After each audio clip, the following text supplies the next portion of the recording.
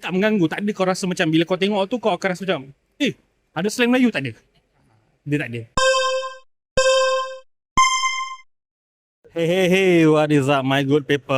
Okay, aku baru saja lepas pergi ke premiere screening filem GOAT. That's why he's the GOAT. He's the GOAT. Tahu filem ni daripada Sony Animation. Kita tengok hasil kerja dia yang sebelum-sebelum ni. Yang pertama adalah filem Spider-Man Into the Spider-Verse. And then lepas tu K-pop Demon Hunters. Semua ni daripada Sony Animation. 2.5D punya style tau. Dan dia terapkan juga visual ni dekat dalam filem GOAT ni. Jujur cakap, okay, animasi sebegini bukannya kegemaran semua orang lah. Tapi untuk aku rasakan kalau ada yang macam rasa terganggu bila tonton filem Spider-Verse, dia kata macam frame rate rendah lah apalah kan, dengan K-pop Demon Hunter bersama. Tapi yang ini dia 2.5D tapi dia menggunakan frame rate yang agak tinggi. Sebab apa? Dia nak menunjukkan movement player-player dekat dalam ni bermain basketball ataupun ada dia dipanggil rollerball. So yes, animasi dia adalah antara perkara yang aku suka dekat dalam filem ini. Basically ini adalah filem typical underdog story lah.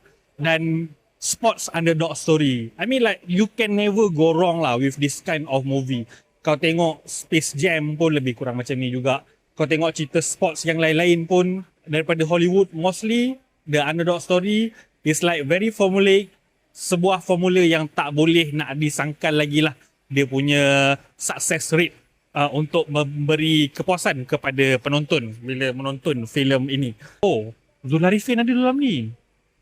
Zul Arifin ada dalam ni.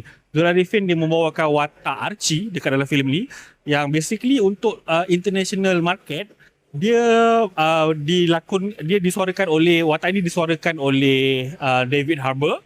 Tapi untuk market Malaysia ia diganti dengan Zul Arifin bukan dalam dub Malay tapi dalam dub English. Dan jujur cakap lah aku puji suara Zul Arifin dalam ni sebab bila aku dengar, bukanlah nak kata tak ada suara Zul Arifin, ada. Suara Zul Arifin tu ada, tapi dia macam ala-ala macam Michael Clark Duncan pun ada. Ada macam suara garau big African American guy kan.